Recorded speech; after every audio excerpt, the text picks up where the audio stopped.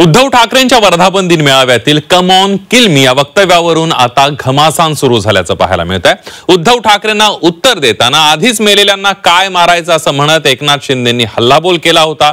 दरम्यान यावरून आता दोन्ही शिवसेनेचे नेतेही एकमेकांविरोधात उभे ठाकलेत। मी या गद्दारांच्या समोर उभा आहे आणि सांगतोय त्यांना मी कम ऑन किल मी।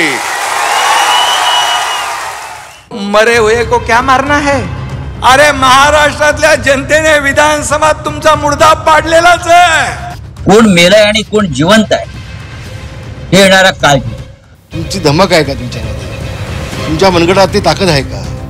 उसना अवसर आणून कशाला बोलताय? दोन्ही शिवसेनेच्या मेळाव्यात झालेली ही फिल्मी डायलॉग बाजी। दरम्यान या डायलॉग बाजीवरून पुन्हा एकदा दोन्ही शिवसेनेमध्ये सामना रंगला। गद्दारांसमोर उभा राहून सांगतो कम ऑन किल मी हा नाना पाटेकरांच्या चित्रपटाचा डायलॉग मारत उद्धव ठाकरेंनी शिंदेच्या शिवसेनेवर हल्लाबोल केला होता। दरम्यान यानंतर मेलेल्यांना काय मारायचं असं म्हणत एकनाथ शिंदेंनी देखील उद्धव ठाकरे यांच्यावर पलटवार केला। मी तयारीने उभा आहे, तुमची तयारी काय मला कल्पना नाही। मी तुम्हाला एकच आठवण सांगतोय, माझी तयारी मी तुम्हाला सांगतो। 92-93 साली जेव्हा दंगा भडकला होता देशद्रोह्यांच्या विरुद्ध, तुम्हीच सगळे शिवसैनिक रस्त्यावरती उतरला होतात आणि छातीचा कोट करून मुंबई वाचवली होती। तेव्हा एक व्यक्ती आली होती बाळासाहेबांकडे, बाळासाहेब आता बस झालं, आता पुरे झालं। आता ती कोण व्यक्ती मी सांगत नाही, आज आहे ती हयात। आणि बाळासाहेबांनी सांगितलं की अरे एक पिक्चर मी पाहिला प्रहार नावाचा। कोणाचा? नाना पाटेकर। किती जणांनी पाहिलाय? आहे ना? त्याच्यामध्ये नाना पाटेकर त्या गुंडांसमोर उभा राहतो आणि त्यांना सांगतो कम ऑन किल मी। तसा मी या गद्दारांच्या समोर उभा आहे आणि सांगतोय त्यांना मी कम ऑन किल मी। मला कोणीतरी सांगितलं की भाषणात म्हणाले मेळाव्यामध्ये come on kill me, come on kill me. English picture बघून आले असतं वाटतं। हा,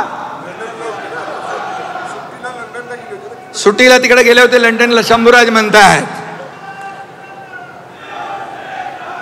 पण मला एकच सांगायचं आहे, मरे हुए को क्या मारना है? अरे महाराष्ट्रातल्या जनतेने विधानसभात तुमचा मुर्दा पाडलेलाच आहे। एकनाथ शिंदे यांनी केलेल्या टीकेनंतर संजय राऊत देखील आक्रमक झाले। कोण जिवंत आणि कोण मेलय हे येणारा काळच सांगेल। लोकसभेत तुम्हाला जनतेने जागा दाखवली, मात्र विधानसभेत तुम्हाला ईव्हीएम न ऑक्सिजन दिल्यामुळे जिवंत झाल्याची टीका संजय राऊतांनी केली आहे। कोण मेलाय आणि कोण जिवंत आहे हे येणारा काळ। लोकसभेत तुम्ही मेला होता, विधानसभेत ईव्हीएमच्या ऑक्सिजनवर तुम्ही जिवंत झालात आणि भविष्यामध्ये तुम्हाला कळेल या राज्याची जनता कोणाला मारते आणि कोणाला जिवंत ठेवते।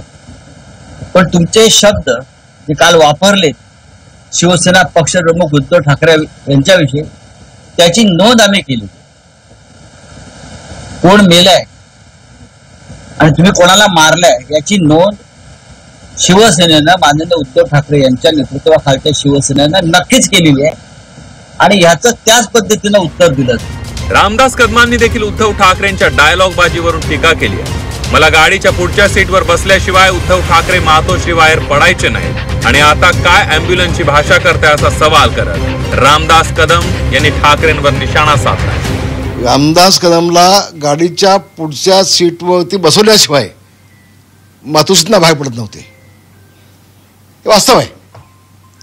आई तुळजाभवानी शपथ घेऊन त्यांना विचारून घ्या, एक वर्षभर रामदास कदम पुढच्या सीटवर असेल तर ते मातोश्रींना बाहेर पडायचे। ते उद्धव ठाकरे म्हणतायत ॲम्ब्युलन्स घेऊन सोबत। तुमची अवकात आहे का?